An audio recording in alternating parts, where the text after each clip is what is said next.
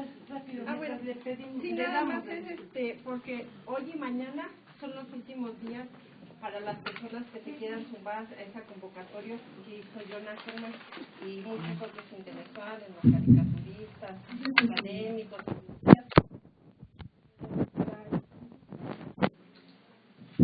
La dirección es www.congresopopular.org, o bien ahí viene toda la información, porque yo creo que sí es importante pues para nosotros apoyar este tipo de iniciativas, sobre todo porque este Congreso Popular, su intención es denunciar pues la traición que ha llevado a cabo el Congreso Nacional, ¿no? Entonces, pues mientras más convocatoria haya y tomándolo en cuenta como un primer paso para otras acciones, pues ojalá y pudiéramos participar. Pero, perdón, ¿no nos pueden anotar ahorita?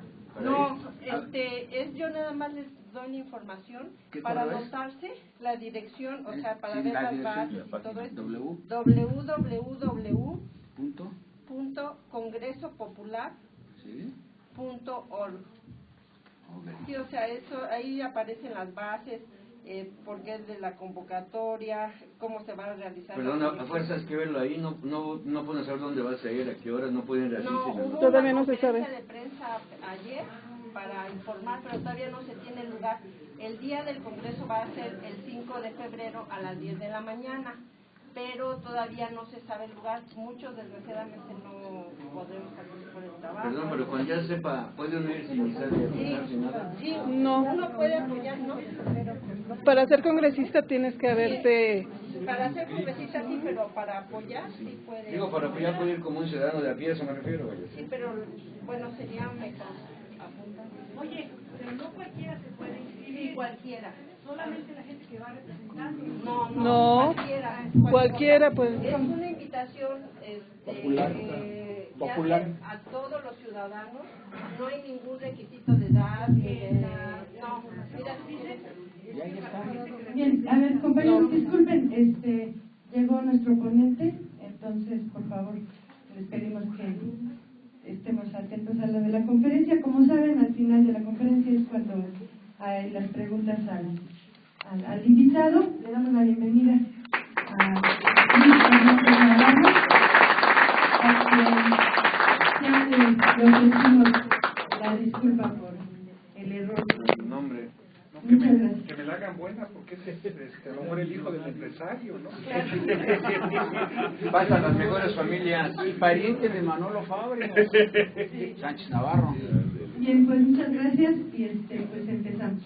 Gracias.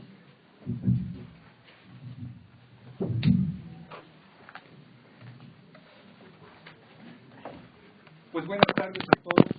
Muchísimas gracias por la invitación para estar hoy aquí compartiendo con ustedes mis dudas y mis preguntas, porque si algo sucede con lo que está pasando en Michoacán es que es muy difícil tener certezas para poder entender, ¿verdad?, un fenómeno tan complejo y tan novedoso como el que se está viviendo allá. Comenzaría diciendo lo obvio, que no necesariamente es reconocido por todos, pero que a mí me parece que es obvio, y es que en Michoacán hay una guerra. Hay una guerra porque hay dos bandos organizados, armados, que combaten entre sí, que disputan territorios, que realizan actividades de sabotaje y que buscan aniquilar al enemigo. No se trata necesariamente de una guerra que tenga como trasfondo demandas de carácter ideológico, planteamientos de carácter ideológico, pero eso no le quita el hecho básico de que es una guerra. Es una guerra que además se da en un contexto muy particular. Voy a tratar de ubicar ese contexto.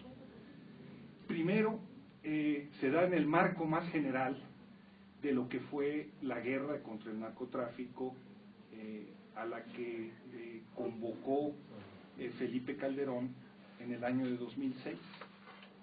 Precisamente una convocatoria que tiene como punto de arranque Apatzingán, ¿no?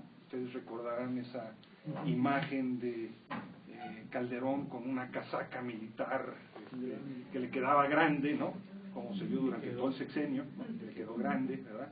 Y con su gorra militar con las 4 estrellas, ¿no? Una guerra que tuvo resultados desastrosos para el país, para la población, ¿no? Muertos, desaparecidos, etcétera, etcétera, y que no resolvió en lo esencial nada de los problemas específicos de Michoacán en ese caso. Una guerra que se quiso enfrentar básicamente con dispositivos policíacos y militares, dejando de lado los problemas sustanciales de ese Estado. Cuando llega Enrique Peña Nieto, lo que plantea hacia el mundo del narcotráfico es tratar de sacar de las páginas de los diarios y de los noticieros de la radio, de la televisión, la existencia de esa guerra. Pero en lo esencial, en lo central, la estrategia se mantiene la presencia del ejército, se mantiene los dispositivos policíacos y militares para actuar, ¿no? Pero todo el centro de la estrategia consiste en decir, si esto no aparece en los medios de comunicación, vamos a lograr hacer que la percepción que tenga la opinión pública de este problema desaparezca. Bueno, el resultado inmediato de esa estrategia lo vimos ahora en Davos, ¿no? En donde el mismo Peña llegó orgullosísimo a presentar sus reformas como si fueran las joyas de la corona, ¿verdad?, para ofrecerle a los grandes capitales, y allí esos grandes capitales dijeron, oigan, está muy bien esas reformas neoliberales, ¿no?, pero pero en esta situación de inseguridad no va a haber inversión que valga, no vamos a ir si eso no se resuelve, ¿no? Se le volvió a aparecer, sacaron el problema de la seguridad pública por la puerta, se les metió por la ventana de Davos, ¿no?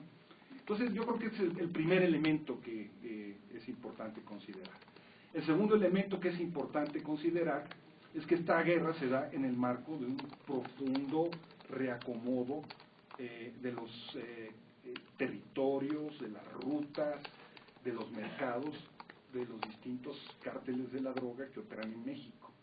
O sea, el asunto de Michoacán no está aislado de este proceso de reconfiguración que se ha venido dando, en donde se han roto el cártel del Golfo con los Zetas, el cártel del Golfo además a su vez se ha partido, el cártel Nueva Generación de Jalisco rompe con el Chapo y con el mundo de la Federación. Hay un proceso de reacomodo muy importante en ese mundo del narcotráfico y de fragmentación de muchos de estos carteles, que complica mucho más el problema de enfrentar el problema.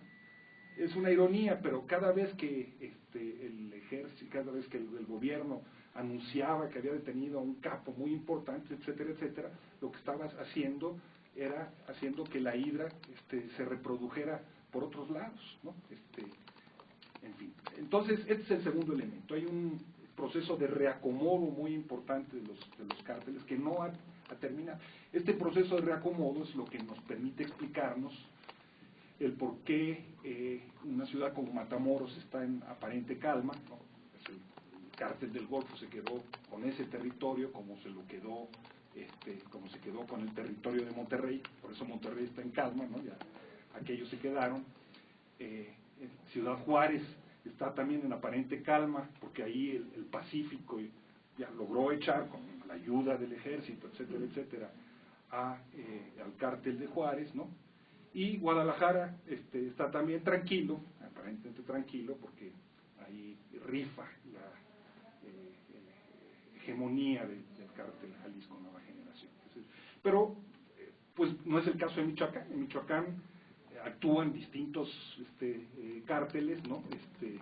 En una ciudad como Morelia están no solamente los templarios, sino la familia, el tronco del que se desprenden los templarios, el mismo cártel Jalisco Nueva Generación, los Zetas, etcétera, etcétera. Hay una situación de reacomodo. Entonces, el elemento que no podemos dejar de lado, me parece, tampoco.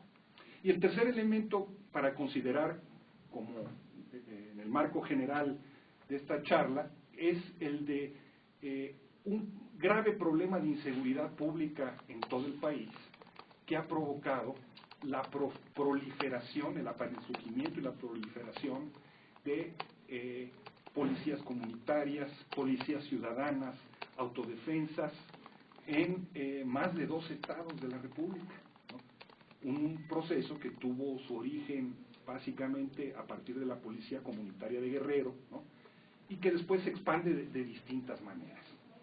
Es muy importante este proceso porque lo que nos muestra es que el problema de la inseguridad no está localizado solo en Michoacán, sino que es un problema nacional que ha obligado a los ciudadanos de muchas maneras, sobre todo a los de los pueblos indios, a buscar dar respuesta, ¿no? Utilizando sus propios mecanismos de autoorganización, de identidad, etcétera, etcétera. Entonces yo creo que estos son los elementos generales para aterrizar, digamos, la situación de Michoacán. Cuando hablamos de Michoacán, estamos hablando además de un estado que es fundamental en el mundo de las drogas en México. Ahorita explico o trato de explicar por qué. Comenzaría diciendo que es un estado donde hay muchas armas. Dicho sea de paso, México es el 7º país en el mundo donde los civiles tienen más armas, ¿no? Y eso que formalmente no están permitidas, ¿no? Estamos hablando de más de 15 millones de armas, ¿no? Una por cada 3 adultos que existen. Eso da una idea del proceso de proliferación de armamento que se ha desarrollado en el país. Estamos hablando de un estado en donde el 54% de la población vive en situaciones de pobreza, ¿no? A pesar de su riqueza. Es un estado agrícolamente muy importante, es un estado con minería, con recursos naturales, con un puerto privilegiado como es el de Lázaro Cárdenas, ¿no? Pero el 54% de los michoacanos viven en pobreza, y de ellos casi 650,000 en pobreza extrema. Una población de 4.400.000 habitantes más o menos. Según cifras oficiales también, 291,000 michoacanos no saben leer y escribir. Imagínense lo que significa en términos de tasa de analfabetismo, ¿no? Y existen declarados oficialmente 91,000 desempleados. Sin embargo, el desempleo en los últimos años pasó del 2.77% del PIB al 4.17% del PIB, ¿no? Y hay declarados, vayan ustedes a saber qué significa esto, 211,000 personas que declaran que trabajan pero que no reciben salario, ¿no? Puede significar casi cualquier cosa. Esclavitud. Por ejemplo, esclavitud. Así es, ¿no? Y hay una situación muy interesante porque a pesar de toda esta declaración de todos estos empleos, etcétera, etcétera, en el Instituto Mexicano del Seguro Social están registrados como trabajadores solamente 350,000 personas. ¿Qué quiere decir eso? Quiere decir que solo 1 de cada 3 empleos está en el sector de la economía formal. Todos los demás empleos están en circuitos de la economía informal, ¿no? Es un estado en donde las 3/4 partes de la población carece de prestaciones médicas. Eso da una idea de la gravedad de la situación, ¿verdad? Y dicho sea de paso, es un estado con las finanzas públicas quebradas, ¿no? Hay un pasivo en el presupuesto del gobierno del estado de 38,000 millones de pesos nada más, ¿no? Es un estado con las finanzas quebradas, ¿no? Un hecho que es importante considerar es que es un estado también donde existe una población católica muy importante. El 92% de los michoacanos se declaran como católicos, ¿no? En contra del 84% de la media nacional, ¿no? Es decir, estamos hablando de una media superior. Hay regiones enteras del estado que fueron en el pasado territorios cristeros, no es ningún misterio eso, ¿no? Sin embargo, hemos visto cómo las confesiones evangélicas, ¿no?, las denominaciones evangélicas han crecido muy rápidamente, ¿no?, hasta duplicarse en los últimos 2 años, ¿no? Pero este mundo católico tan importante explica en parte cómo la jerarquía católica tiene una ascendencia tan significativa en todo lo que está sucediendo. Ustedes han visto declaraciones de los curas, etcétera, etcétera, del obispo, etcétera, etcétera. Hay 9 obispos, hay 9 diócesis, imagínense, ¿no? Que han intervenido además más o menos activamente en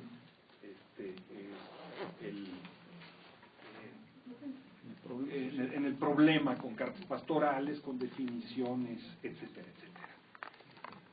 Regresamos entonces al punto de la guerra. Decíamos, hay 2 bandos que claramente están enfrentados militarmente, ¿no? Combaten, buscan matarse, tomar prisioneros, etcétera, etcétera, ¿no? Y estos 2 bandos son, por un lado, los grupos de autodefensa, y por otro lado el cártel de los caballeros templarios. Y ahí, mezclados con todos ellos, ¿no?, las policías municipales, las policías estatales, la policía federal y el ejército, ¿no?, atravesados por esta complejidad. Y la marina, tiene usted toda la razón, claro, en el puerto de Lázaro Cárdenas, manejando el puerto ahora, ¿no? Las autodefensas surgen públicamente, ¿no? Ellos reivindican su proceso de nacimiento hace casi un año, el 24 de febrero de 2013, básicamente en 2 municipios, Tepacaltepec, por un lado, y Buenavista, Tomatlán, a través de 3 núcleos organizados, ¿no? En el más numeroso es el núcleo de Tepacaltepec, ¿no?, donde aparecen con 400 integrantes, organizados oficialmente desde la Confederación Ganadera del municipio, ¿no? En Buenavista 200, en La Ruana, que es una comunidad de Buenavista, son 270 declaran tener en Buenavista. En este escaso año de vida han ampliado su influencia, ¿no?, hasta llegar mínimamente a tener presencia en 72 comunidades de 32 municipios del Estado. El Estado tiene 112 municipios, es una expansión vertiginosa, sobre todo a partir de noviembre, diciembre del año pasado, y con un contingente de aproximadamente 10.000 integrantes. Siempre es muy difícil las cifras, hay un baile de cifras, hay quien incluso maneja 45.000 hombres armados, lo que en un estado de 4,5 millones de habitantes significaría que 1 de cada 100, ¿no?, es un integrante de una autodefensa. Suena una cifra muy, muy grande. Todos además, y eso lo hemos visto todos en las fotografías de la prensa, en las imágenes de televisión, armados con armas de uso exclusivo del ejército, ¿no?, AK-47, CR-15, etcétera, etcétera, con chalecos antibalas, con uniformes, con equipos de radiocomunicación y con camionetas blindadas. Todo eso, por supuesto, cuesta, ¿no? O sea, hay un financiamiento detrás muy importante para un ejército de esta naturaleza, ¿no? Entonces ahí surgen muchas preguntas, ¿no? ¿Quiénes son realmente estas autodefensas? ¿Quiénes las integran? ¿Quiénes las forman? ¿No? La respuesta que ellos dan a esta pregunta es: somos gente de trabajo, ¿no? Somos trabajadores, somos agricultores que hemos sido afectados por los abusos de los templarios y que decidimos poner un hasta aquí. Comenzaron pidiéndonos dinero, extorsionándonos, quitándonos nuestras propiedades, secuestrando gente, y luego pasaron a abusar de nuestras hijas, de nuestras esposas, etcétera, etcétera. Se ha construido este discurso. Lo que es muy claro digamos, las figuras que aparecen como los dirigentes es que básicamente son pequeños empresarios o medianos empresarios agrícolas, dueños de huertas o de empacadoras de limón, ¿no? De aguacate, ganaderos, ¿no? Pesca menos, ¿no? Pero sí, ahí están cuestiones forestales, ¿no? Empresarios madereros, o sea, podemos ver que es gente que tenía un nivel de ingresos relativamente acomodado para la diferencia y que le entraron, pero también podemos ver entre los integrantes jornaleros y gente que está pagada, o sea, jornaleros que están pagados por sus por empresarios agrícolas para que en lugar de que estén en la pizca, en la cosecha, pues estén echando bala, ¿no? Y ellos están echando bala, ¿no? Pues, o sea, no es en sentido estricto entonces tampoco solamente una fuerza armada integrada por voluntarios, ¿no? ¿De dónde se financian? Lo que ellos han dicho, lo que ellos han dicho, insisto, mover eso, es un año ya, ¿no? Un año de combates, traslados, transportes, cuesta mucho dinero. Y ellos han dicho es que ellos se autofinancian, que los financian los migrantes, ¿no? Y lo que sus enemigos han dicho, ¿no? Es que son instrumentos de otro cártel, sobre todo del cártel Jalisco Nueva Generación, ¿no?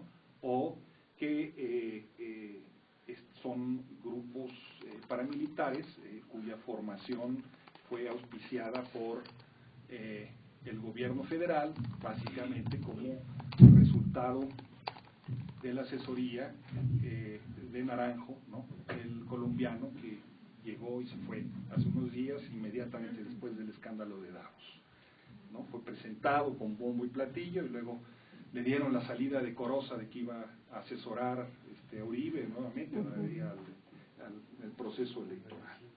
Y cuando se les pregunta sobre el origen de su armamento, lo que dicen es que ya lo tenían, ¿no?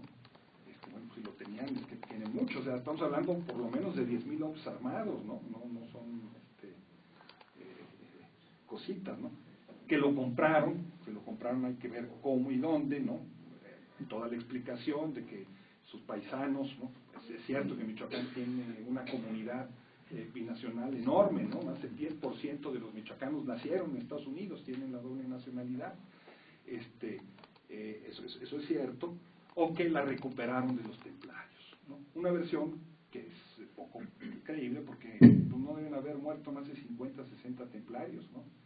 Y lo que es cierto es que cada vez que hay combates o se asegura un arsenal, pues lo primero que hace la fuerza que lo recupera es mostrarlo, ¿no? Es decir, recuperamos esto y aquí no ha sucedido eso. Entonces hay un proceso de armamento sostenido. ¿Qué quiere decir eso? Bueno, lo que quiere decir es que hasta hoy, con altas y con bajas, por lo menos el gobierno ha tolerado, si no es que auspiciado, a la formación de estos grupos, ¿no? Existen testimonios muy documentados de que en un primer momento, por lo menos, la formación de estos 3 núcleos originales de autodefensas fueron promovidos, auspiciados desde la Policía Federal. Las autodefensas dan como justificación de su proceso de organización el que la situación en la que vivían por un lado y por otro lado el que ellos vieron en la experiencia de los comuneros de Cherán en el mismo Michoacán un ejemplo a seguir. Ustedes recordarán, hace unos años los comuneros tuvieron que enfrentar a los talabosques y recuperando su sistema de cargos tradicional, formaron también su propia policía para enfrentar ese desafío. Sin embargo, esto es muy importante, estamos hablando de 2 cosas, yo diría, radicalmente diferentes. Una son las policías comunitarias que nacen desde las comunidades indígenas como expresión de autodefensa, como en el caso de Cherán, pero también en el caso de Guerrero, etcétera, etcétera, y otro, el estos grupos de autodefensa que no tienen necesariamente una base indígena detrás, un trasfondo indígena, ¿no? En el que hay una composición muy marcadamente de clases medias rurales, sectores acomodados rurales, y una relación en momentos estrecha, en momentos conflictiva, con sectores del gobierno federal. Cuando hablamos además de autodefensa, no estamos hablando de un fenómeno similar en todos los casos. Cada una de ellas es diferente y responde a la lógica y a la dinámica regional. De hecho, los comandantes que tienen mando en ellas, tienen mando solamente en ellas y en el territorio en el que ellas actúan, no fuera de ellas, ¿no? Y el organismo que han establecido para coordinarse tiene voceros, etcétera, etcétera, pero no tiene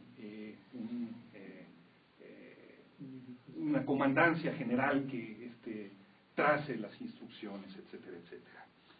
Entonces, en lugares como Tepalcatepec, ¿no? Las autodefensas tienen una composición, ¿no? Y al lado en Buenavista o en Aquila tienen otra. En Aquila hay una composición indígena muy claramente marcada. La relación con el gobierno federal, entonces tenemos por un lado esta fuerza, y por otro lado tenemos la fuerza que se ha establecido como la fuerza hegemónica en Tierra Caliente, en Michoacán, que es la de los caballeros templarios. La historia ustedes la conocen, ha sido muy publicitada, ¿no? Es un grupo, realmente una empresa criminal que tiene su origen en el grupo de la familia, ¿no? Hace su aparición en el año de 2006, ¿no? Aventando 5 o 6 cabezas a una discoteca. En el año de 2011 hay una ruptura de la familia y hace su tarjeta de presentación, su carta de presentación del nuevo grupo de los Caballeros Templarios. Son 2 cuerpos colgados de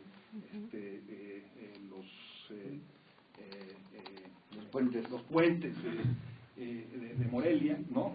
Con un letrero que decía por secuestrador y por rata, una cosa así, ¿no?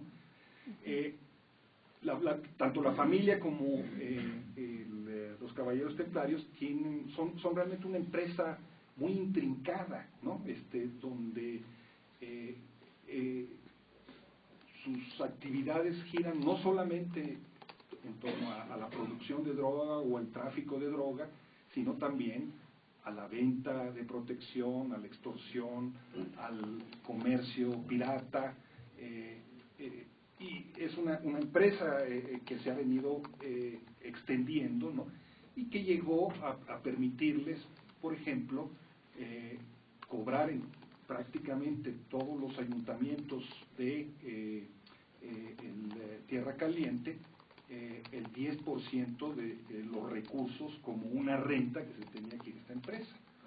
Una empresa que tiene formalmente un código de honor, ¿no? Que se presenta como un grupo vengador, un grupo justiciero, que busca enfrentar a los otros cárteles, que tiene formalmente, declaran ellos, un código de honor, y que tienen además toda una filosofía religiosa detrás de ellos y una iconografía religiosa que en el caso de los templarios retoma mucho de la iconografía de lo que fue esta orden selecta que participó en las cruzadas, ¿verdad? Y que tienen himnos, hay toda una parafernalia religiosa a través de ellos, ¿no? Como grupo además han desarrollado muy claramente en su lógica de confrontar a los otros grupos y de confrontar y negociar con los poderes del Estado, pues una táctica muy similar a la de la guerra de guerrillas, ¿no? En donde movilizan a la población, hacen denuncias, denuncian violaciones a los derechos humanos, organizan sabotaje económico, ¿no? Hay toda una lógica militar muy sofisticada en sus acciones. No se trata entonces solamente de un grupo de narcotraficantes tradicionales, ahí hay todo un proceso de innovación muy complejo, pero además, y esto es muy importante, es un grupo que tiene base social, ¿no? Sea por miedo, sea por interés, ¿no? Pero hay sectores de la población que participan de ello. Como tal, Michoacán tiene un lugar central en el proceso, en el mundo del narcotráfico en México, ¿no? Estamos hablando, por lo pronto, solamente de 3 lugares, que son los que están principalmente en disputa ahora: Tierra Caliente, Lázaro Cárdenas y la Sierra Madre del Sur, ¿no?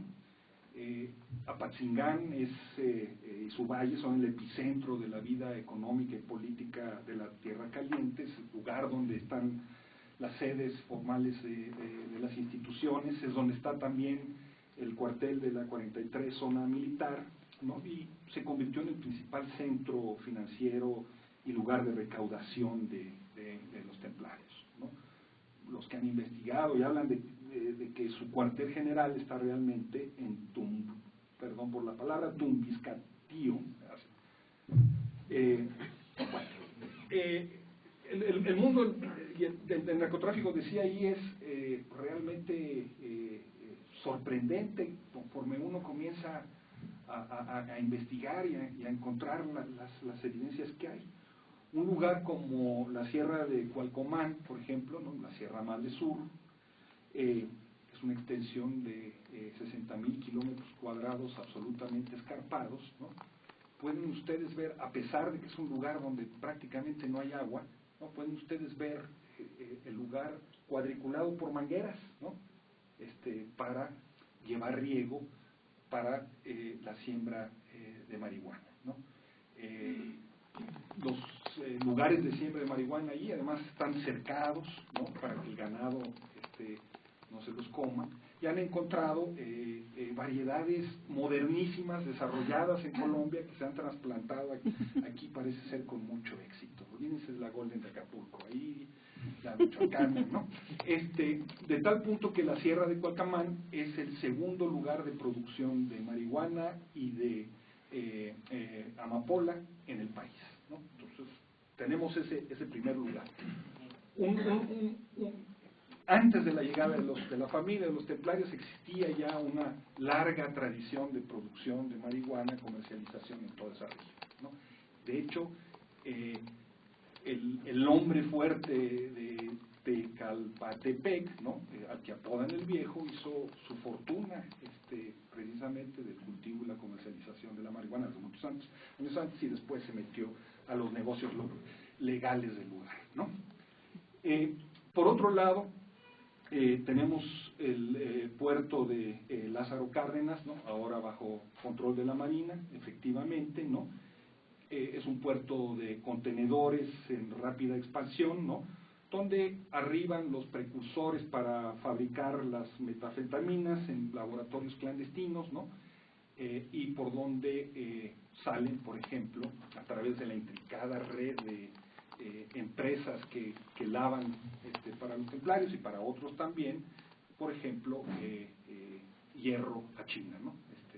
Los templarios han convertido en empresarios mineros, ¿no? Que lavan parte de sus ganancias exportando para allá, ¿no? Y por si eso fuera poco, pues Michoacán tiene 217 kilómetros de costas, ¿no? De litoral en el Pacífico, donde las lanchas rápidas pueden, que son lanchas que no son detectadas por los radares ni por las armadas, pueden descargar fácilmente cocaína proveniente de Colombia en su tránsito para Estados Unidos. Hay pues entonces tela de dónde hacer un buen negocio desde el mundo de las drogas. Y una complicada trama, vamos a decirlo así, en la que se acaba insertando precisamente los templarios, ¿no? Una de las explicaciones que se da, no quiero decir con esto que eso sea cierto, yo no lo sé, pero es una de las explicaciones que se da, es que uno de los hechos que condicionan o favorecen el surgimiento de estas autodefensas son precisamente el que los templarios comienzan a cobrarle impuestos de guerra a los marihuaneros de Tepalcatepec, ¿no? Ya no solamente a los que producían todo tipo de drogas sintéticas, sino también con eso, y eso ya fue el colmo según lo dicen, ¿no?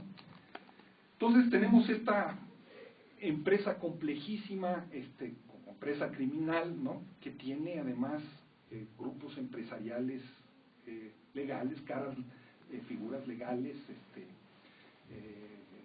primer orden, ¿no?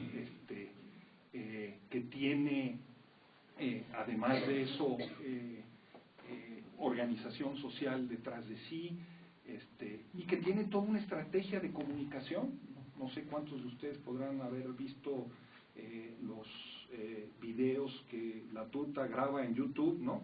Donde emite su mensaje, son verdaderos comunicados, ¿no?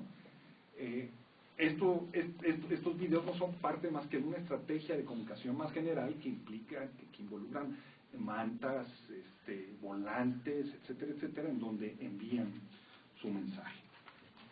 Hace un momento decíamos, bueno, el surgimiento de las autodefensas se puede ubicar, ellos lo ubican así, como fecha el 24 de febrero del año pasado, ¿no?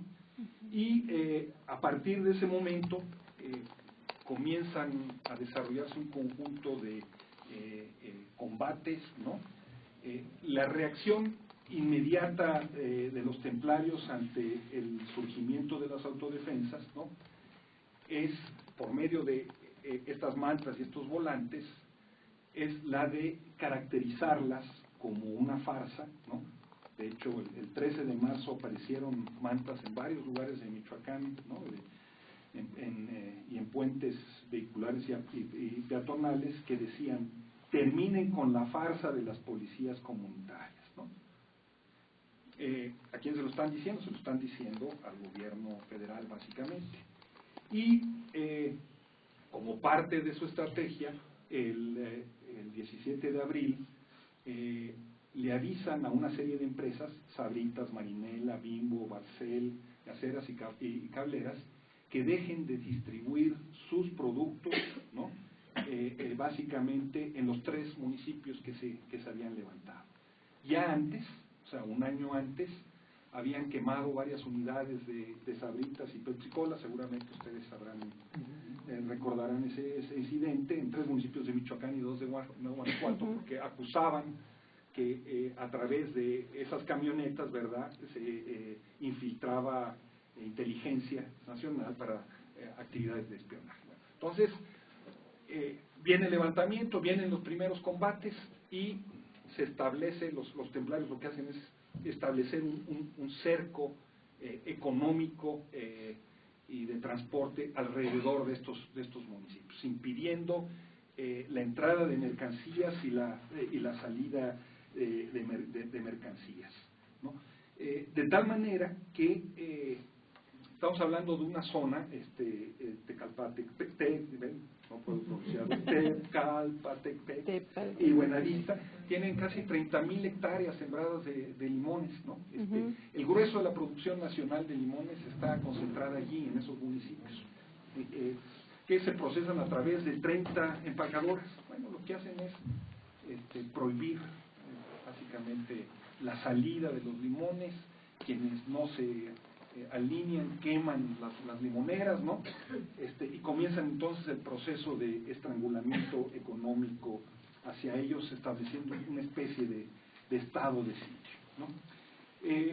Los templarios siguen con su ofensiva. Básicamente lo que dicen es que, su acusación es que esas autodefensas son una creación de su cártel, del cártel rival, el cártel de Jalisco Nueva Generación. Tienen, no digo qué razón, pero tienen elementos para afirmar algo así. Si ustedes buscan en YouTube Cártel Jalisco Nueva Generación, ellos también tienen sus comunicados, ¿no? Son comunicados donde aparecen 50, 60 hombres armados, ¿no? Todos vestidos de negro, con pasamontañas, con sus armas de grueso calibre, incluyendo Barretts, ¿no? Que son capaces de atravesar vehículos blindados, ¿no?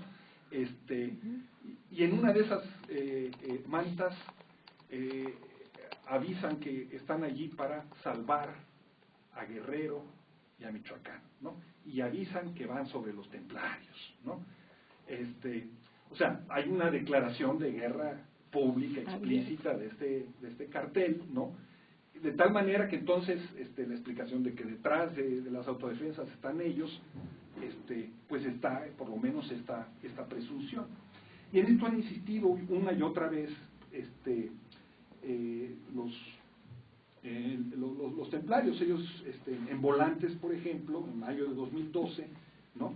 Perdón, en mayo de 2013, advierten, 17 de abril del 2013, dicen: se les pide de la manera más atenta, las mantas dicen, en protesta e inconformidad con las formas en las que se ha comportado el gobierno al proteger al cártel disfrazado de comunitario, decimos a tiempo decir al gobierno que jamás lo permitiremos y preferimos morir de sed.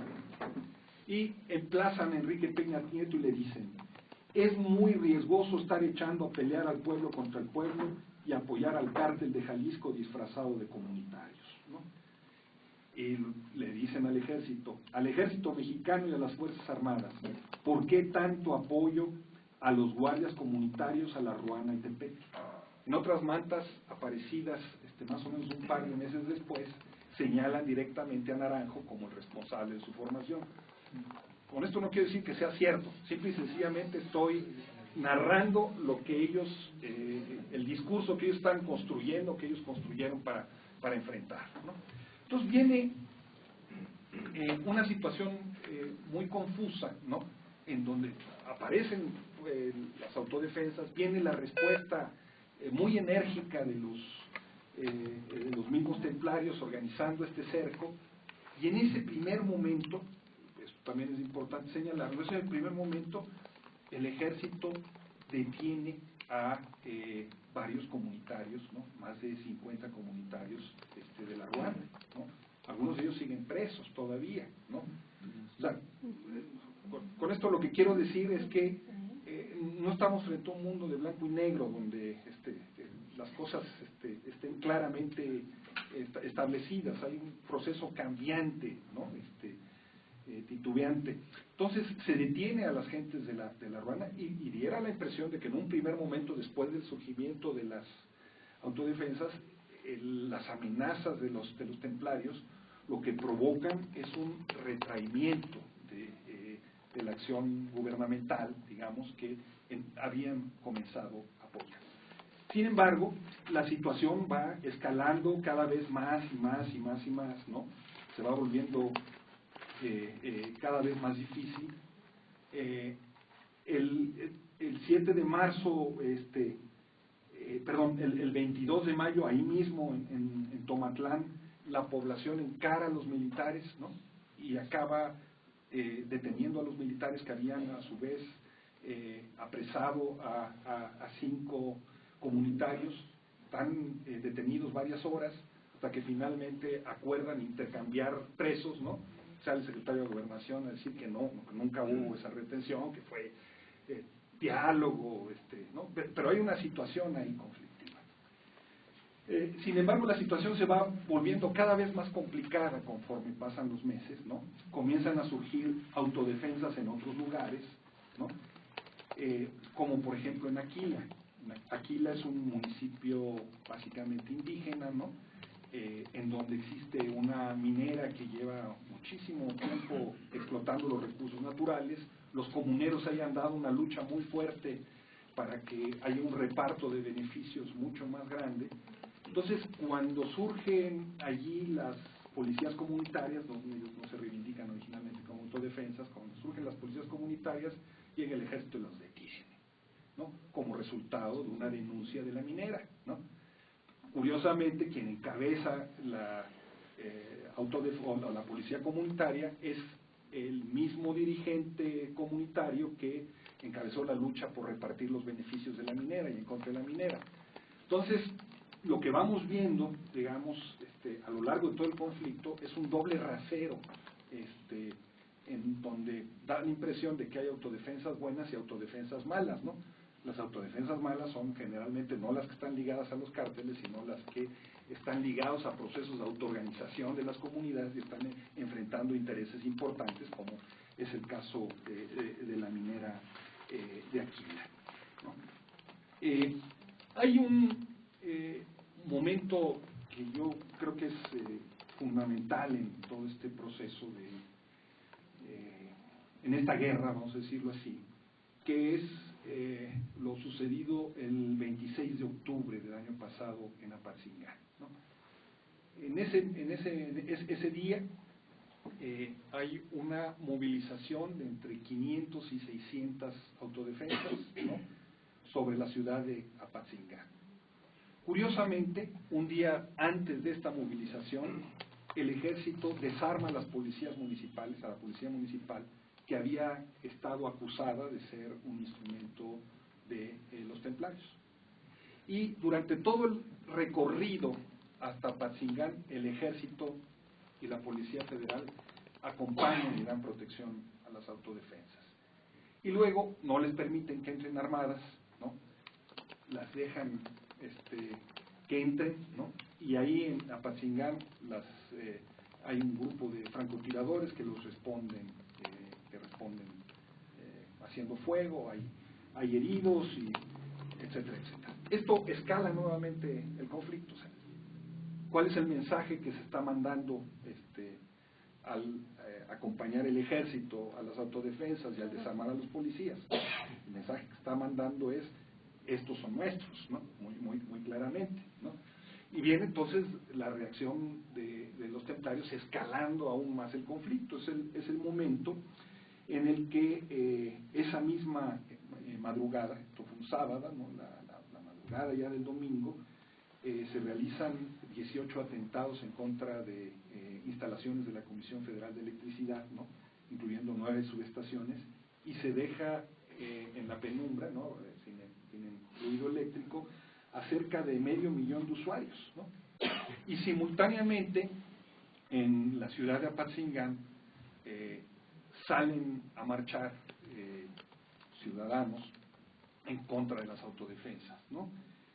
Con una manta que dice: llegó la violencia y el caos al municipio de Apatzingán, el ejército la trajo y la acompañó en todo su recorrido.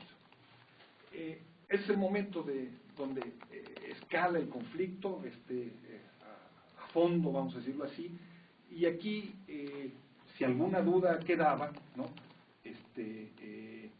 sobre la relación tan estrecha que existía entre el gobierno federal, no el gobierno local, entre el gobierno federal y las autodefensas, pues eso se desvanece, ¿no? Ahí aparece muy claramente que hay una apuesta por que ellas realicen el tipo de actividades que el ejército o las policías no pueden hacer, ¿no? Porque conocen el territorio, porque no tienen mucha mayor movilidad, porque no tienen que cuidar, entre comillas, los derechos humanos, etcétera, etcétera.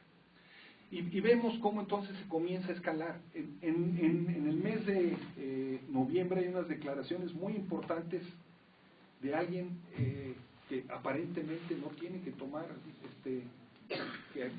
que hacer ese tipo de declaraciones. Es el secretario de Hacienda, Luis Videgaray, ¿no?, que declara que en Michoacán está en riesgo el Estado de Derecho, ¿no? Bueno, ¿qué tiene que estar haciendo el secretario de Hacienda declarando eso? Bueno, la situación es tan grave, incluso desde el punto de vista económico. O sea, el cerco sobre la producción de limón y de aguacate provocó que el precio del aguacate y del limón se disparara, no en Michoacán, sino en todo México, ¿no? Y provocó entonces un rebrote de la inflación, se les comenzaron a descomponer aún más, ¿no?, las variables macroeconómicas que tenían. Y ahí entonces sí, el ejército y el gobierno federal comienza aparentemente a entrarle con todo. Y viene la escalada que comenzamos a ver a finales del año, ¿no? Y que se va traduciendo en tomas de municipios. Y aquí se comienza a suceder un fenómeno muy curioso, que es, independientemente de la mano gubernamental que se ve en la formación y en la acción de las autodefensas, pues comienza a haber también levantamientos espontáneos de la población en contra de una situación absolutamente indigna y insultante, ¿no? Tenemos entonces las dos caras del asunto. Por un lado, una presencia gubernamental, pero por otro lado también procesos de autoorganización ciudadana para tratar de poner orden en el asunto. Y comienzan a surgir entonces policías comunitarias en distintos lugares del Estado, no ligadas al proyecto original, que se hacen una de las experiencias más interesantes ahí es la del municipio de Chinicuila.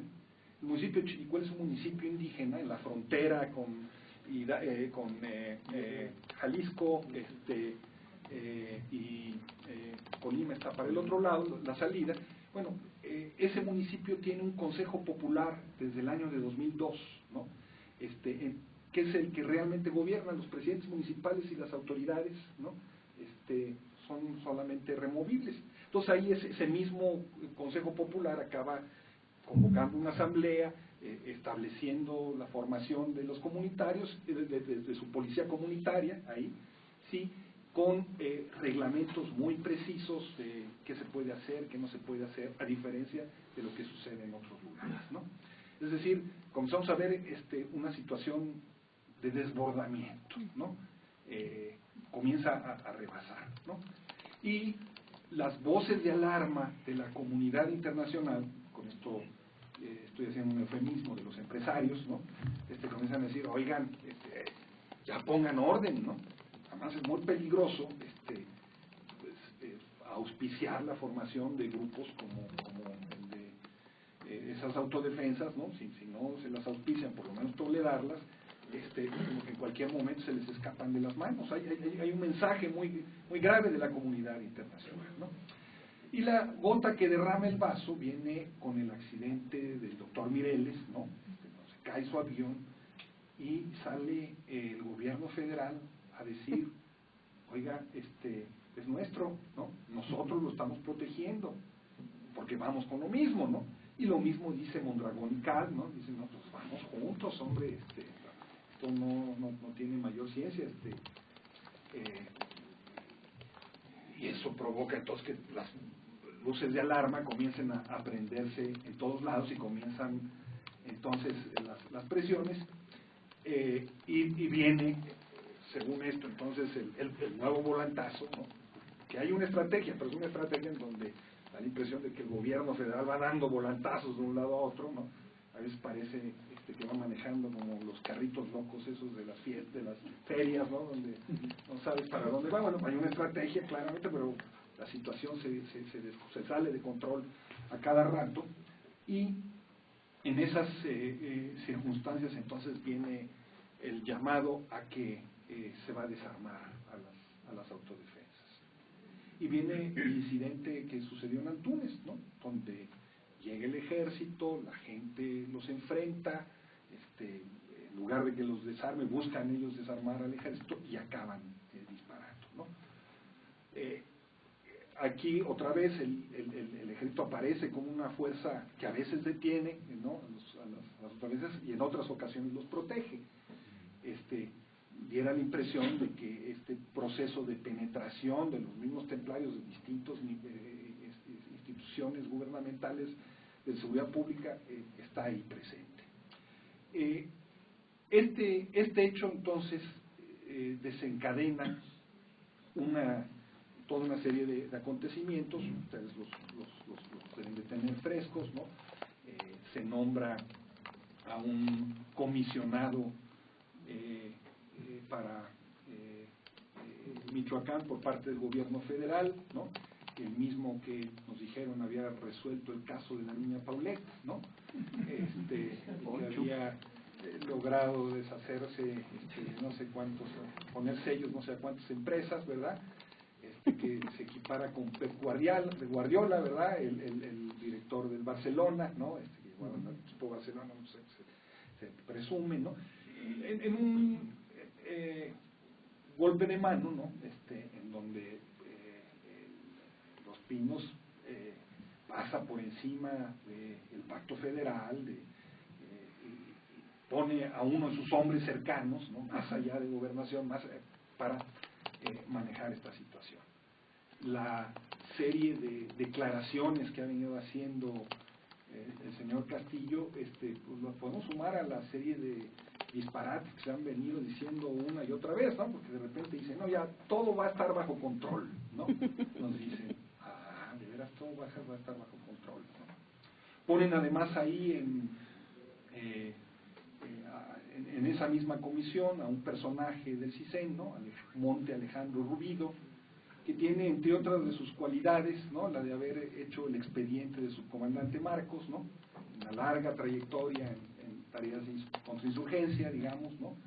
Pero sus declaraciones son similares a las de Castillo, ¿no? Ya todo está bajo control, y bueno, está la balacera a 20 kilómetros de donde se está declarando. Dice, bueno, fueron disparos aislados. Y salen y dicen, no, oigan, estuvimos combatiendo 2 horas, ¿cuáles disparos aislados, no? O sea, la guerra sigue ahí. Y en eso están las cosas, ¿no? Se sigue tolerando, digamos, y acompañando la ocupación de varios autodefensas en posiciones cercanas a Apatzingán, pero no se permite la toma de Apatzingán, por un lado. Por otro lado, siguen presos una buena parte de autodefensas que son considerados los malos, por lo visto en la película, hasta que, otra vez, como decíamos al principio, le salta a Peña Nieto la liebre en Davos, ¿no? Él llega feliz de la vida a vender la reforma energética, la reforma educativa, la reforma política, ¿no? México, el país de las grandes reformas, ¿no? Y les dicen, no, oigan, no, el problema de la inseguridad, si no lo resuelven, aquí no vamos. Entonces se apresura a declarar que, ¿no? Desde allá que se van a las autodefensas, se van a incorporar a las policías, etcétera, etcétera, ¿no? Esa es la situación en la que nos encontramos ahora, ¿no? El día de ayer ustedes vieron, hubo una reunión en donde una parte de las autodefensas declaran que se van a incorporar a ese proceso, un proceso que no implica el desarme, ¿no? O sea, es un proceso en sentido estricto otra vez ilegal, ¿no? Porque tienen armas de uso exclusivo del ejército y ellos no lo son, pero bueno, siempre y cuando se registren y registren sus armas. El registro hay que hacerlo en Apatzingán, en la zona militar, ¿no? A ver cómo lo hacen, y al mismo tiempo en ese proceso no participan los dirigentes de las autodefensas que han estado combatiendo directamente al frente, ¿no? Personajes que por otro lado otra vez son muy complejos de entender, porque sobre ellos hay todo tipo de señalamientos, ¿no? Por un lado nos presentan al americano, Simón el americano, ¿verdad? Como un gran combatiente, ¿verdad? Con sus Barbies como guardaespaldas al lado, ¿no? Y comienzan las denuncias en contra de él, y por otro lado llegan las denuncias de que era el hombre de Heriberto Lascano, el Z en Michoacán, y que era simultáneamente el hombre de la DEA. ¿Quién sabe cuál de todas esas cosas es cierto o no? O sea, aquí hay una guerra de información. Ustedes saben que en una guerra la primera baja es la verdad, ¿no? Y hay bombardeos de mentiras por todos lados. Tratar de esclarecer qué es lo que está sucediendo en medio del mar de declaraciones de la prensa y de las declaraciones de ellos es verdaderamente una labor muy muy confusa, ¿no? Dicen un día una cosa, un día otra, pero muy claramente lo que aparece es, están las luces de alarma prendidas, ¿no? El gran proyecto de Peña, de sus reformas, quedó desbarrancado, su estrategia de no tratar el problema de la inseguridad fracasó y hoy está en el centro. La estrategia gubernamental de tratar de responsabilizar lo que sucedía en Michoacán a 10 años de gobiernos perredistas y a la guerra contra Calderón quedó relegada. Nadie parece seguir mucho eso. Eso fue el discurso inicial, ¿no? Han pasado por Michoacán ya casi 10,000 soldados. Eso da una idea del tamaño del conflicto, ¿no? Y hoy tenemos ahí una situación de una complejidad enorme, ¿no?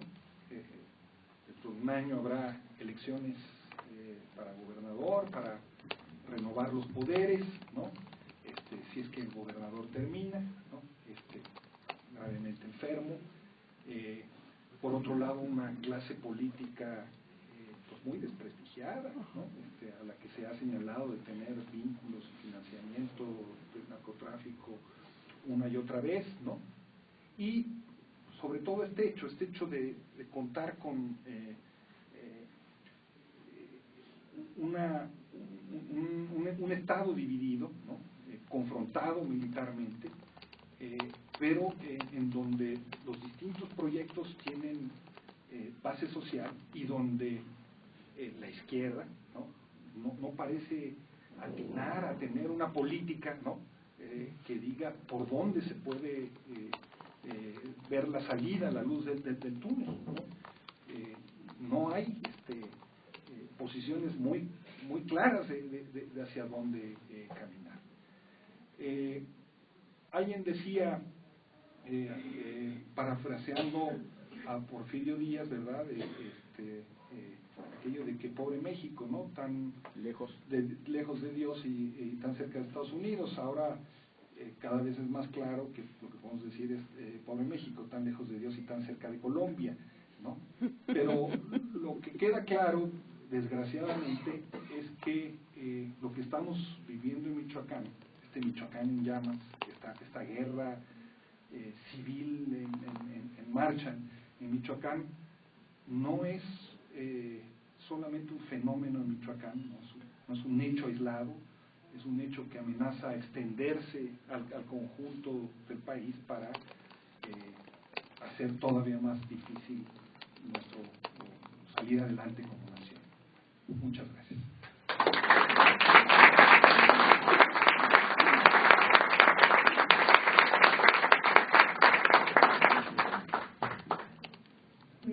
¿Preguntas, compañeros?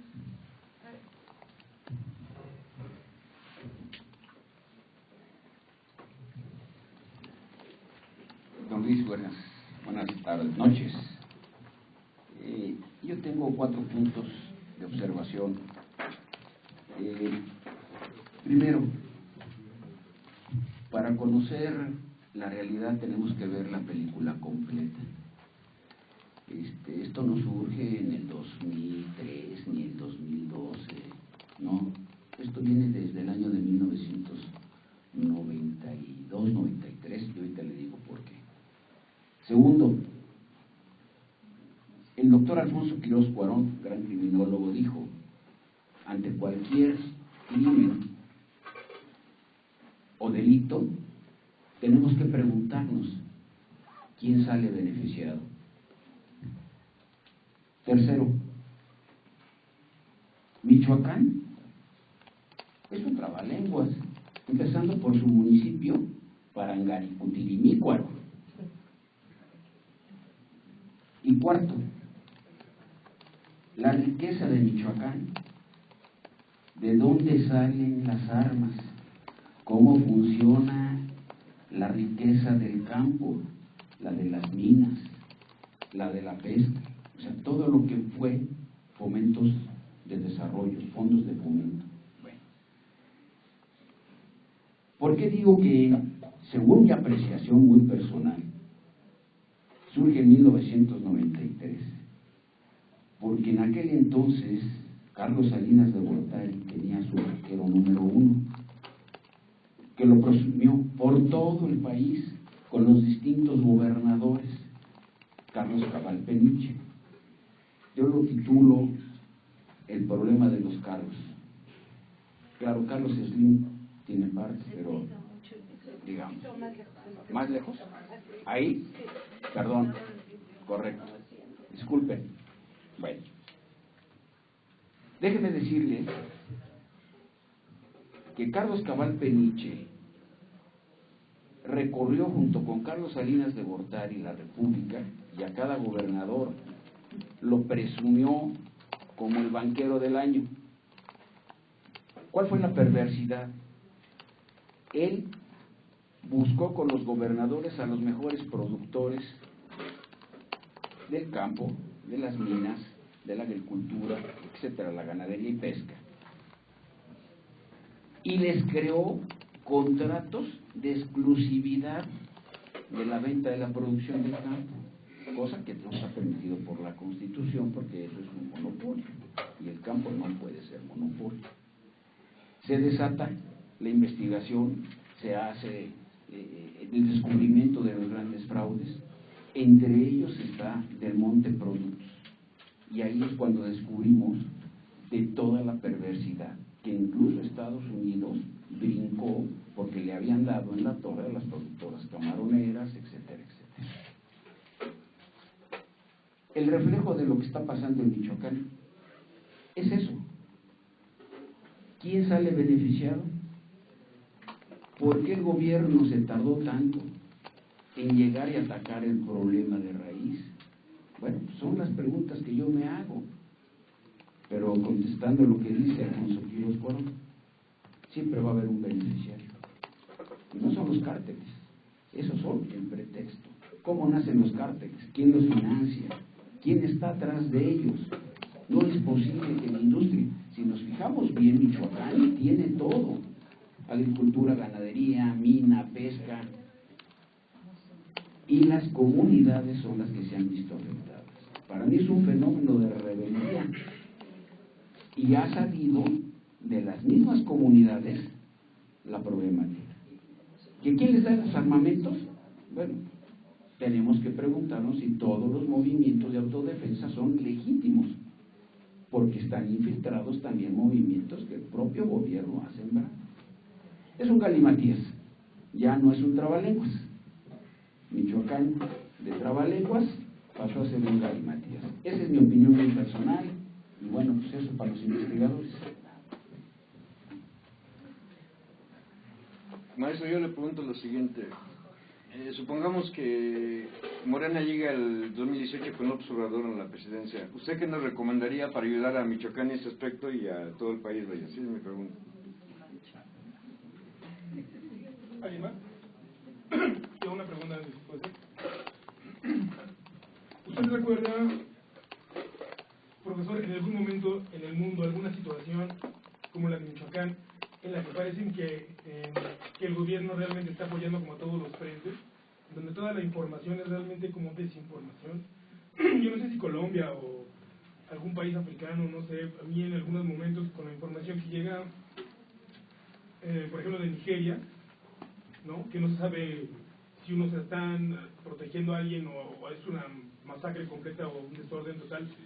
Esta situación en Michoacán a mí me parece, ¿no?, que realmente el Estado está cumpliendo una función de apoyo total a todos los actores que están ahí, ¿no? ¿Alguien más pidió por favor?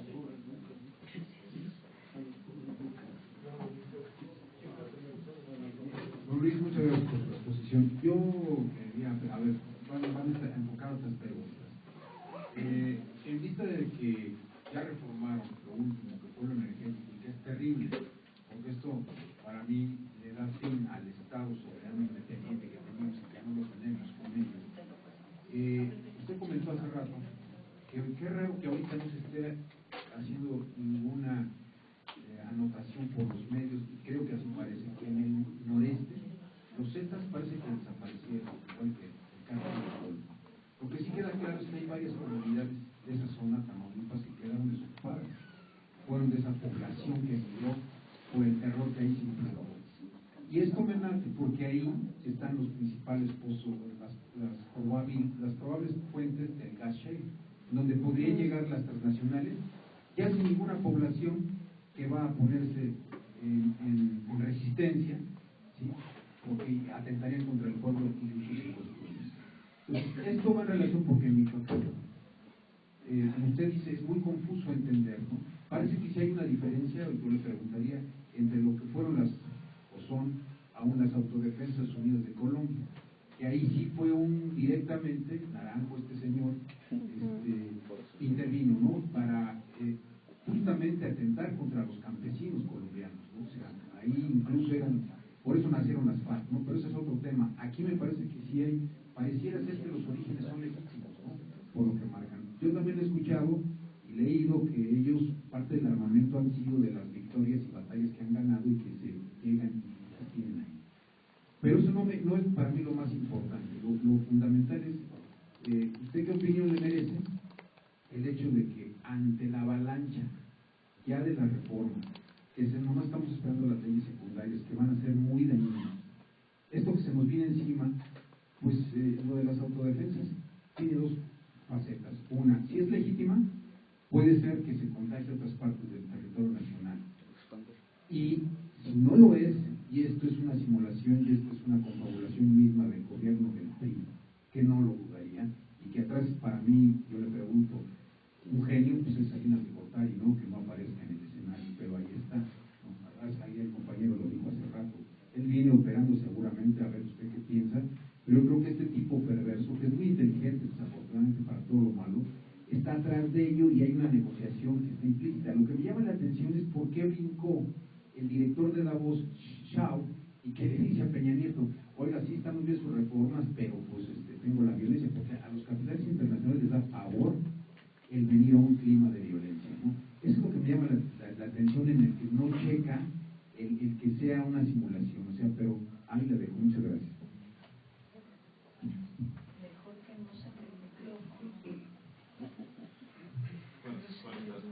Solamente una pregunta.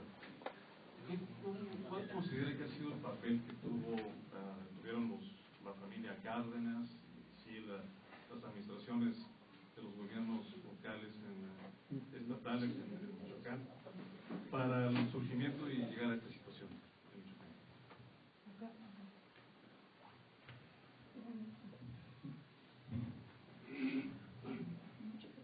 Buenas noches. En el trayecto de violencia en Michoacán, a lo mejor por lo complejo y lo largo, a lo mejor se escapó ahí el asunto de los granadazos en el grito de Leonel Godoy en el 2009, que es una agresión a la sociedad civil. Ante esta etapa y esta fase de la guerra, es probable que se vuelva a centrar en una especie de acto terrorista, por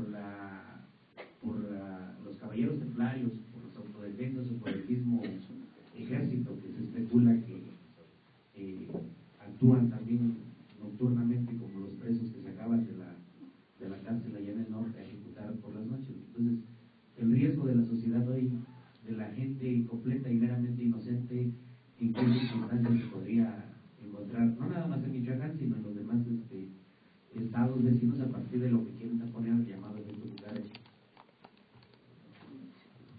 ¿Alguien más, compañero?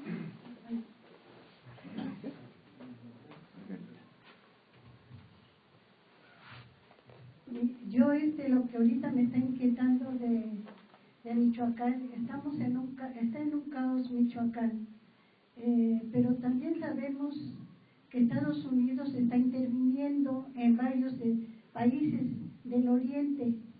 ¿Qué tanto por ciento está interviniendo en todos estos movimientos tan nefastos, tan crueles en nuestro país, teniéndolo a un paso? ¿Cómo podríamos atacarlo, solventarlo, o defendernos nosotros ante ese poder tan grande como es Estados Unidos y nuestro mismo gobierno que nos está vendiendo, le está regalando a Estados Unidos, y que también interviene la CIA Rusia y los otros grupos que tiene en su poder Estados Unidos para intervenir en todos los gobiernos de todos los países por su homogeneidad que él quiere alcanzar. Buenas tardes. Un poco en raíz de a raíz de la pregunta del compañero, yo recuerdo que el tercer gobernador Cárdenas de Michoacán, o sea Cuauhtémoc, se opuso firmemente a la participación de la PGR en la investigación de cuando mataron a Camarena y lo fueron y lo sembraron en Michoacán. Sin embargo, el cuarto gobernador Cárdenas, o sea, Lázaro Mattel, abrió las puertas, aplaudió la participación del gobierno federal con el comandante de la Casaca Grande, ¿no? Algo tiene que ver con esto, ¿no? Muchas gracias.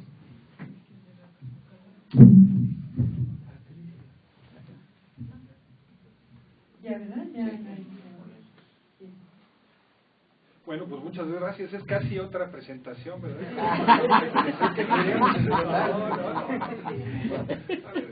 Les comparto las cosas como yo lo veo, ¿no? Tratando de ordenar las preguntas más o menos en bloque, ¿no? Podemos equiparar lo que sucede en Michoacán a la experiencia de las autodefensas unidas en Colombia. Mi respuesta es no.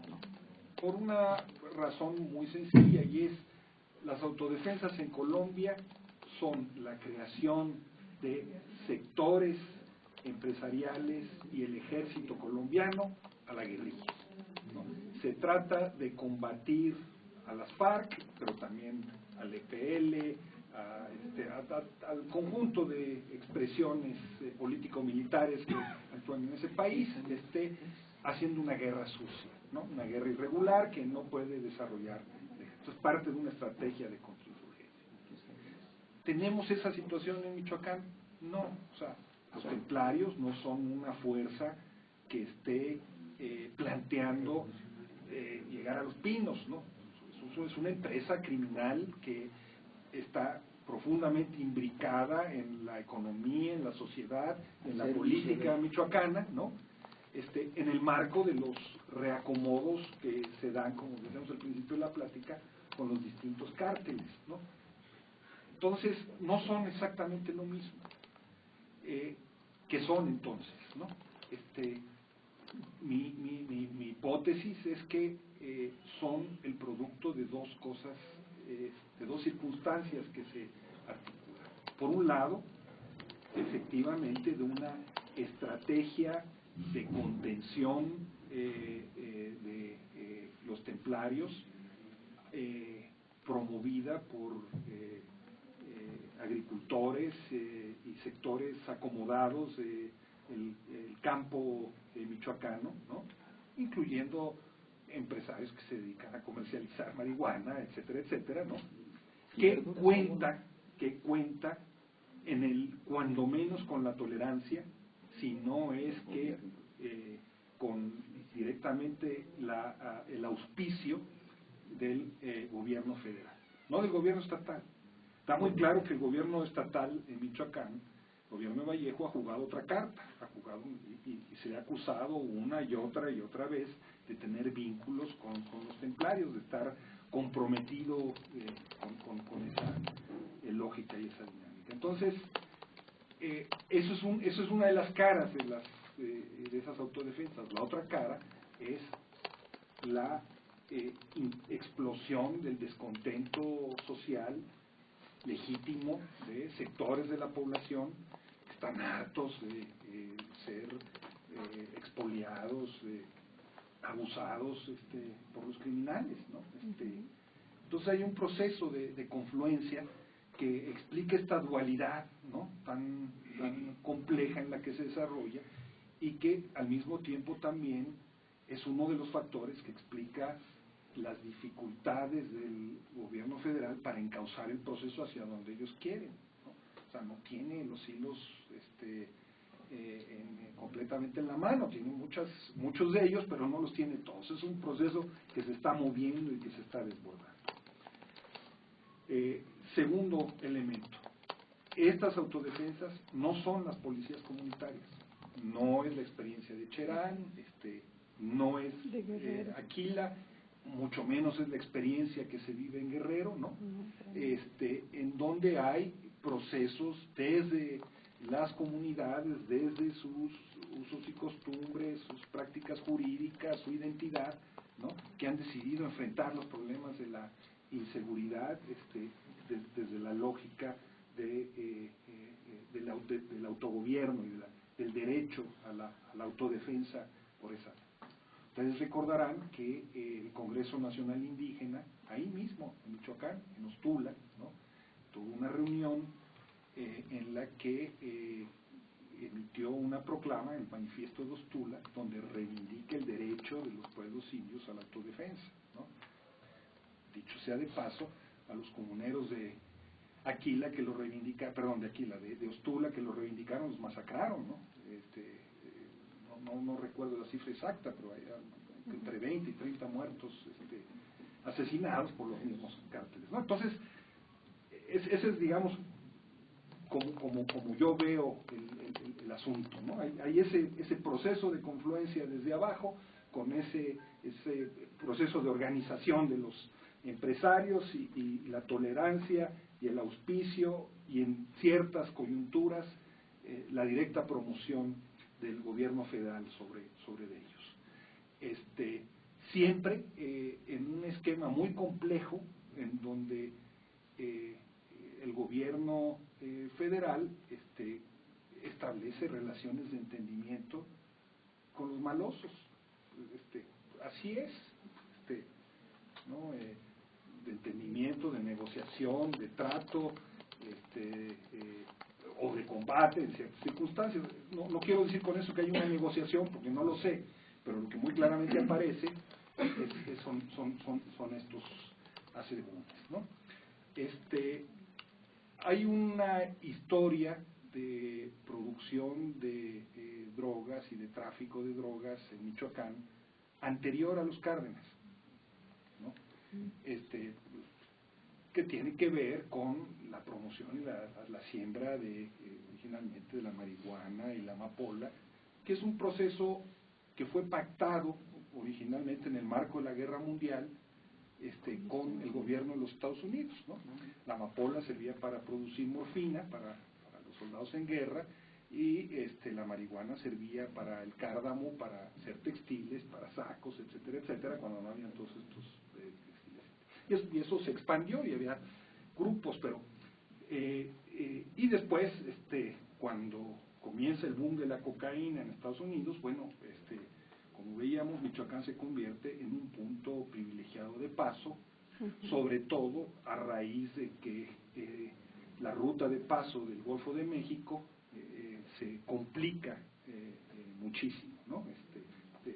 Se cierran muchos puntos de tránsito, y como decíamos, Michoacán tiene 216 kilómetros de litorales, ¿no? Pues ahí llegan las lanchas, los pueden depositar la cocaína. Pero hay un vuelco en el mundo de las drogas, no solamente en Michoacán, sino en todo México, cuando los cárteles colombianos comienzan a pagar a los cárteles mexicanos, ya no solo con dinero, con armas, sino también con droga. Y los cárteles mexicanos comienzan a abrir el mercado de las drogas dentro de México, ¿no? De tal manera que el territorio se convierte también en un mercado que hay que explotar y que hay que disputar como tal, ¿no?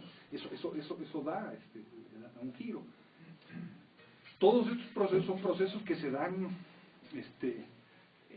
y que los gobernadores pues tienen que tratar con ellos, ¿no? No hay forma de no tratarlos. Incluso cerrar los ojos es una forma de tratar con ellos, ¿no? Vaya, con esto lo que quiero decir es que hay acusaciones directas de que en los gobiernos, en los 10 años de gobiernos periodistas en la entidad, el fenómeno creció, pero el fenómeno creció en todo el país, no solo allí, no es Hay señalamientos de que el secretario de Obras de Lázaro, por ejemplo, ¿no? Es una de las figuras que ha sido señalada como de las figuras del mundo empresarial templario, ¿no? Un constructor de obras, etcétera, etcétera. Bueno, pues eso hay que demostrarlo, no son solamente... Es muy fácil acusarse y más como está ese nivel de descomposición de la lucha política, ¿no? Lo que sí es cierto es lo que se señaló muy claramente, y es la absoluta colaboración del gobierno de Cárdenas con el gobierno de Fox, ¿no? Y luego con Calderón en las tareas de entrada de la policía, etcétera, etcétera. No solamente en eso, sino también en la represión a los mineros de Lázaro Cárdenas. Ustedes recordarán de la sección 271, donde fueron los combates y todo eso fue en el 2006, ¿no? El enfrentamiento, hasta ahí llegó la Policía Federal y el gobierno perredista ahí se quedó calladito, ¿no? No dijo nada, ¿no? Entonces, efectivamente, ha estado todo ese mundo imbricado, pero otra vez, mientras el mundo del consumo de las drogas no se ordene, no se legalice, etcétera, etcétera, pues estos son fenómenos que se van a seguir dando. O sea, ¿cómo le van a hacer para que esa sierra que está llena de mangueras, ¿no? donde no hay agua, pero está llena de mangueras? Ustedes hagan un experimento, es bien interesante. ¿Han visto eso de el Google Map, ¿no? Vean la sierra de Colcamán por el Google Map y van a encontrar, ¿no? en las aproximaciones pequeñas caminos de terracería que llevan a ningún lado, ¿no? Que llevan a lugares que es donde se fabrica y se procesa, no se raya la coca, o se raya la amapola, la goma, etcétera, etcétera, ¿no? Es impresionante bueno, ¿cómo enfrentar esa situación, ¿no? Si Andrés Manuel llega a la presidencia en 2018, pues quién sabe qué va a hacer con ese asunto, ¿no? Está Estados Unidos presente en este asunto, pues por supuesto que sí. Eso no quiere decir que esté auspiciando que se formen las autodefensas.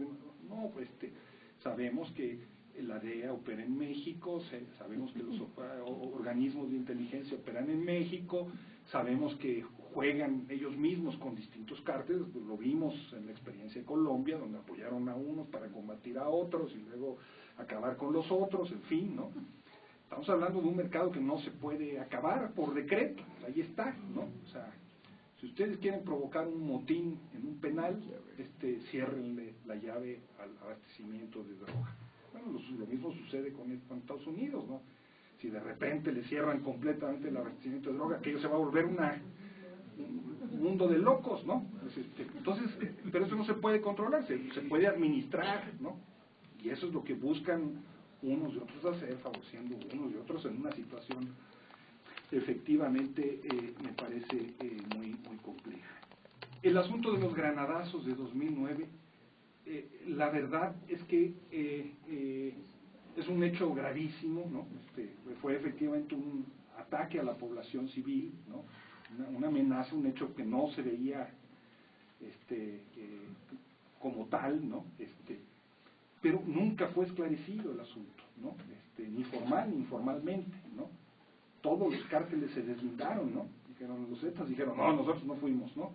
En aquel entonces no existían los templarios, existía la familia dijo, no, nosotros no tuvimos nada que ver, ¿no? Y eso no se ha acabado de esclarecer. Yo no tendría, digamos, una respuesta a una situación de esas. En resumen, entonces, es efectivamente una situación muy compleja, pero sí podemos ver en los últimos acontecimientos un relato. Por más que se haya dicho que Calderón se dedicó a combatir primero a la familia y luego a los templarios, lo que aparece muy claro es que su gobierno estableció un entendimiento con ellos, a su manera, lo dice la tuta en el video. Yo recomiendo que vean ese video, es realmente es muy claro el señor cuando no hay dos videos, está ese, bueno, pero también está el video donde explica de las negociaciones que tuvo con Luisa María Calderón, ¿no? Y hasta saca un video como si fueran las ligas de otro señor, ¿no? Saca un video donde aparece un enviado de la COCOA para negociar con él, ¿no? Ya están hablando de arreglar los asuntos. Bueno, pues se construyó ese entendimiento, claramente ahí estuvo, ¿no? El mundo del panismo, por más que diga que estuvo combatiendo las drogas, ¿no? Por supuesto que construyó ese entendimiento, y ahí vamos, ¿no? Y a quien venga le va a seguir tocando, pues definir cómo van a jugar ese asunto. ¿Qué va a pasar con las autodefensas? Bueno, pues esa es la pregunta de los 64,000 pesos. Lo que queda claro, me parece, es que el problema de la inseguridad pública en el país es tan grande que ese fenómeno se va a extender por todos lados. Hoy ya se anuncian, son 10 o 12 municipios en Chiapas, ¿no? Que van a formar sus propias autodefensas. En Guerrero, por más que han tratado de contenerlas, las han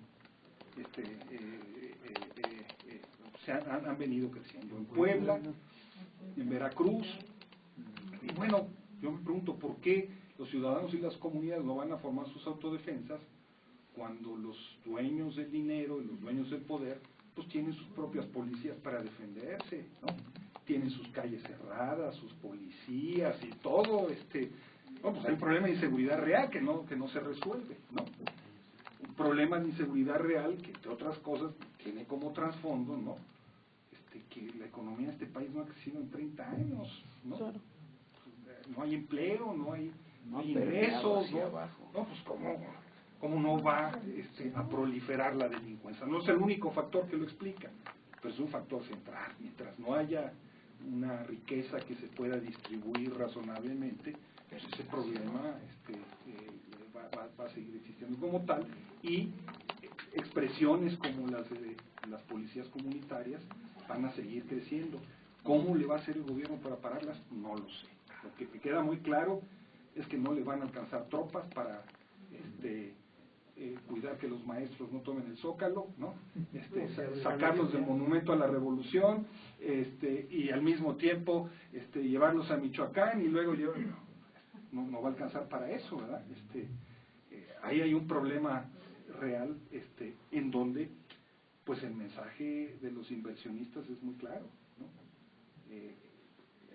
A principios fue el año pasado que la principal empresa acerera del mundo, Amital, que está ahora en Lázaro Cárdenas, le secuestraron a un ejecutivo y se lo mataron, ¿no? Porque no pagaron el rescate, en fin.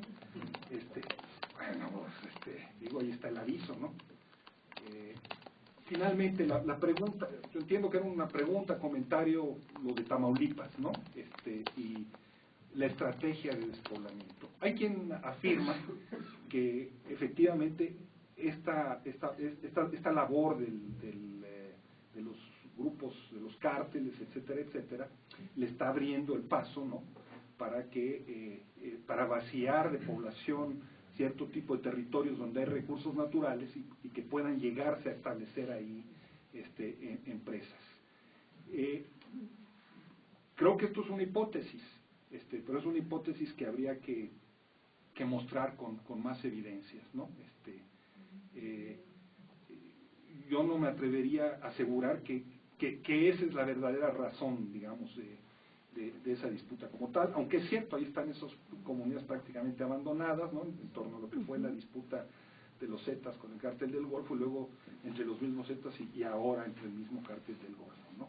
Con muchísimos muertos, todas esas fosas clandestinas que se han comenzado a exhumar más que las que se comiencen a exhumar en el futuro.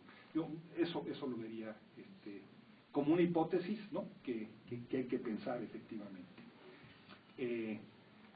Los compañeros de las comunitarias en Guerrero pues, han asegurado que una parte de la estrategia que ellos están viviendo viene precisamente de las empresas mineras que quedarse con ese territorio. Y ahí las policías comunitarias de guerra están sirviendo como contrapeso, como un elemento de disuasión a la base de ese proceso salvaje de explotación. Pues no sé. Muchas gracias.